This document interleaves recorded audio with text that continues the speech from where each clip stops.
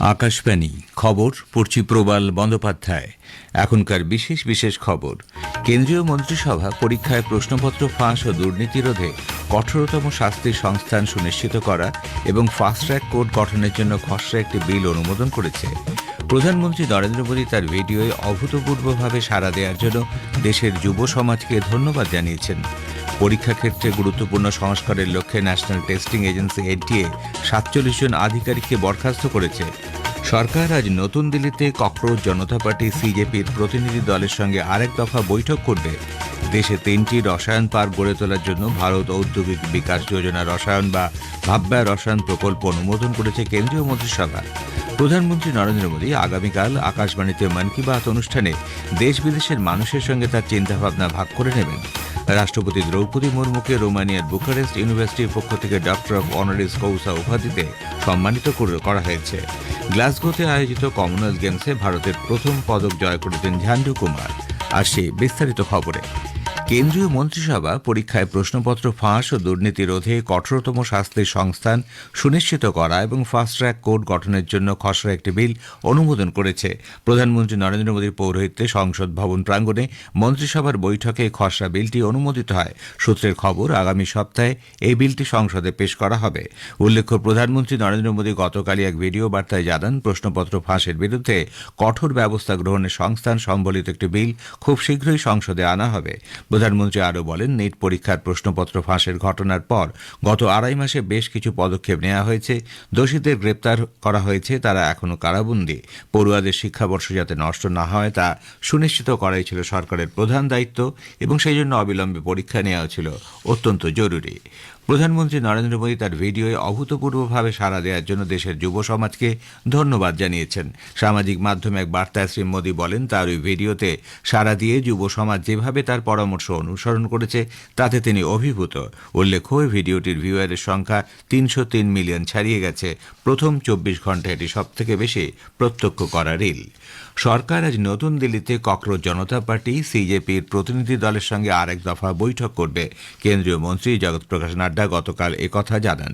শ্রী নাড্ডা ও আরেক কেন্দ্রীয় মন্ত্রী ডক্টর জিতেন্দ্র সিং গতকাল ককরোচ জনতা পার্টি সিজেপির প্রতিনিধি দলের সঙ্গে এক দফা বৈঠক করেন। পরে শ্রী নাড্ডা সাংবাদিকদের বলেন, বৈঠকে পরীক্ষা ব্যবস্থার সংস্কার নিয়ে সিজেপির বিভিন্ন দাবি দেওয়া সম্পর্কে তাদের অবহিত করা হয়। সিজেপি 3টি প্রধান দাবি পেশ করেছেন। এছাড়াও পরীক্ষায় প্রশ্নপত্র ফাঁস বন্ধ করার জন্য বেশ কিছু সংস্কারেরও সুপারিশ করেছে তারা। এদিকে প্রতিনিধি দলের সদস্য সিজেপির মুখপাত্র আশুতোষ রানার দাবি, সরকার তাদের 2টি দাবি মেনে নিয়েছে। डिमांड्स है 3, उनमें से 2 डिमांड कॉम्पनसेशन और एफआईआर का विड्रॉल और सॉवरेन गारंटी, उस पे सरकार पॉजिटिव है। সংসদ বিষয়ক মন্ত্রী কিরেন রিজিজু জানিয়েছেন, পরীক্ষায় দুর্নীতি রুখতে কড়া আইন আনার বিষয়ে যাতে কোনো রকম বিলম্ব না হয় তা নিশ্চিত করার উপর প্রধানমন্ত্রী নরেন্দ্র মোদী জোর দিয়েছেন। সংসদ ভবন চত্বরে সাংবাদিকদের শ্রী রিজিজু বলেন, দেশও একই জিনিস চায় এবং বিল পাশের ব্যাপারে কোনো রকম বাধা সৃষ্টি হওয়া উচিত নয়। পড়ুয়াদের স্বার্থ সুরক্ষিত রাখতে সরকার একাধিক গুরুত্বপূর্ণ পদক্ষেপ নিয়েছে। পরীক্ষা ক্ষেত্রে গুরুত্বপূর্ণ সংস্কারের লক্ষ্যে ন্যাশনাল টেস্টিং এজেন্সি এনটিএ 47 জন আধিকারিককে তাদের কাছ থেকে বরখাস্ত করেছে। এদের কয়েকজনের বিরুদ্ধে আইনি ও ফৌজদারি পদক্ষেপ নেওয়া হবে বলেও সূত্রের খবর। নিটের প্রশ্নপত্র ফাঁস নিয়ে বিতর্কের মধ্যেই এনটিএর এই পদক্ষেপ বিশেষ উল্লেখযোগ্য। National testing agency NTA general manager স্তরে একাধিক বরিষ্ঠ আধিকারিক নিয়োগের জন্য বিজ্ঞাপন প্রকাশ করেছে। সংঘ লোকসেবা আয়োগ বা ইউপিএসসির প্রতিভা সেতু পোর্টালের মাধ্যমে 16 জন তরুণ আধিকারিক নিয়োগের জন্য বিজ্ঞাপন দেওয়া হয়েছে।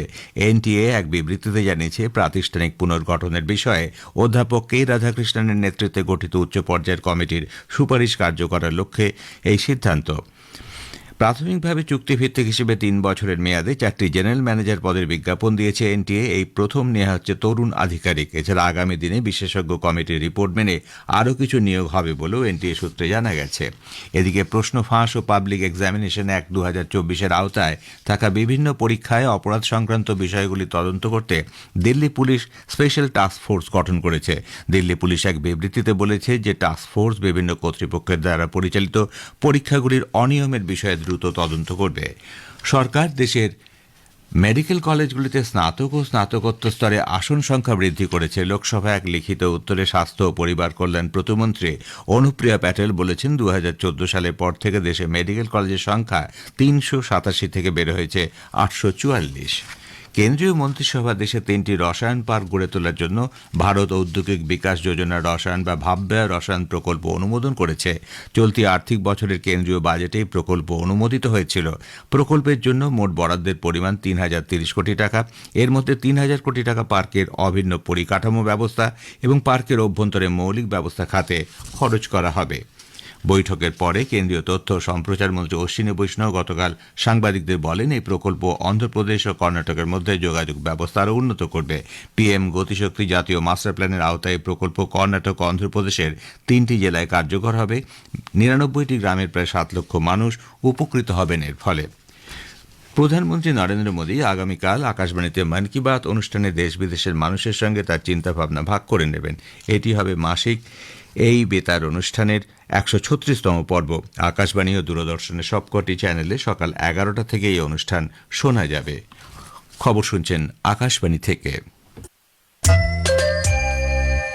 রাষ্ট্রপতি দ্রৌপদী মুর্মুকে রোমানিয়ার বুখারেস্ট ইউনিভার্সিটির পক্ষ থেকে ডক্টর অফ অনারিস কৌসা উপাধিতে সম্মানিত করা হয়েছে।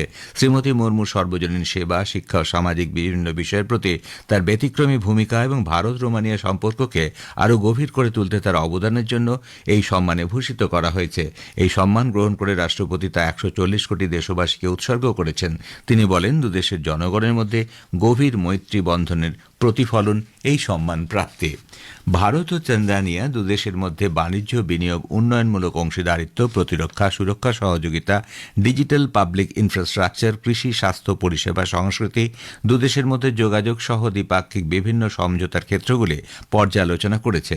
গত 22 জুলাই দার এস সালামে ভারত তানজানিয়া বিদেশ দপ্তর পরামর্শদান দপ্তরের এই বৈঠকে এই বিষয়গুলি আলোচিত হয়। উভয় পক্ষ দ্বিপাক্ষিক স্বার্থ সংশ্লিষ্ট আঞ্চলিক, আন্তর্জাতিক বিভিন্ন বিষয় নিয়ে মত বিনিময় করেন। ইরানের জলসীমায় মোজাম্বিকের পতাকাবাহী এলপিজি ট্যাঙ্কার দিশার উপর হামলার পরে জাহাজে থাকা 28 জন ভারতীয় নাবিক নিরাপদে আছেন।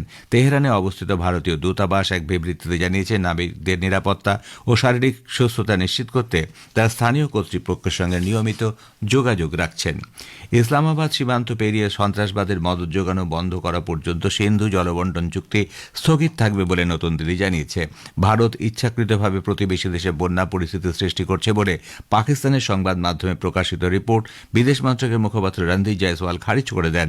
তিনি বলেন, চলতি সপ্তাহে জম্মু ও সংলগ্ন এলাকায় সক্রিয় মৌসুমী বায়ুর প্রভাবে বৃষ্টিপাতের ফলে চন্দ্রভাগা নদীর জলস্তর বৃদ্ধি পাওয়াই এর অন্যতম কারণ।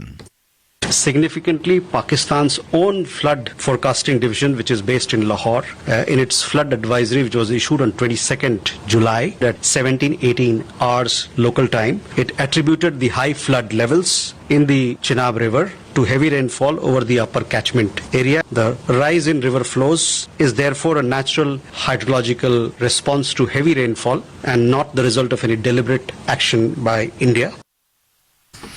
গ্লাসগোয় আয়োজিত 2026 কমনওয়েলথ গেমসে ভারতের প্রথম পদক জয় করেছেন ঝান্ডু কুমার। পুরুষদের হেভিওয়েট প্যারা পাওয়ার লিফটিংয়ে ফাইনালে তিনি ব্রোঞ্জ পদক জয় করেন।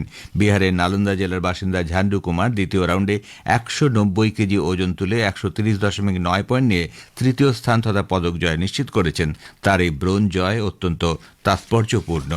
হারারিতে 3 ম্যাচের সিরিজের দ্বিতীয় টি20 ক্রিকেট ম্যাচে ভারত জিম্বাবুয়ের মুখোমুখি হবে। খেলা শুরু হবে বিকেল 4:30। গত বৃহস্পতিবার সিরিজের প্রথম ম্যাচে 7 উইকেটে জয়ের ফলে ভারত সিরিজ 1-0 ব্যবধানে এগিয়ে রয়েছে। বিশ্ব জুনিয়র স্কোয়াশ চ্যাম্পিয়নশিপের সেমিফাইনালে আজ ভারতের আনাহাত সিং মিশরের বার্ব সামেহের মুখোমুখি হবেন। সেমিফাইনালে জয়ী হলে তিনি হবেন প্রথম ভারতীয় যিনি এই ঐতিহ্যশালী টুর্নামেন্টের ফাইনালে খেলবেন। শেষ করার আগে বিশেষ বিশেষ খবরের কিছু অংশ আবার পড়ছি। কেন্দ্রীয় মন্ত্রিসভা পরীক্ষায় প্রশ্নপত্র ফাঁস ও দুর্নীতি রোধে কঠোরতম শাস্তির সংস্থান সুনিশ্চিত করা এবং ফাস্ট ট্র্যাক কোর্ট গঠনের জন্য খসড়া একটি বিল অনুমোদন করেছে। প্রধানমন্ত্রী নরেন্দ্র মোদী তার ভিডিওয়ে অভূতপূর্বভাবে সাড়া দেওয়ার জন্য দেশের যুব সমাজকে ধন্যবাদ জানিয়েছেন। পরীক্ষা ক্ষেত্রে গুরুত্বপূর্ণ সংস্কারের লক্ষ্যে ন্যাশনাল টেস্টিং এজেন্সি এনটিএ 47 জন আধিকারিককে বরখাস্ত করেছে। রাষ্ট্রপতি দ্রৌপদী মুর্মুকে রোমানিয়ার বুখারেস্ট ইউনিভার্সিটির পক্ষ থেকে ডক্টর অফ অনারিস কৌসা উপাধিতে সম্মানিত করা হয়েছে। খবর শেষ হলো।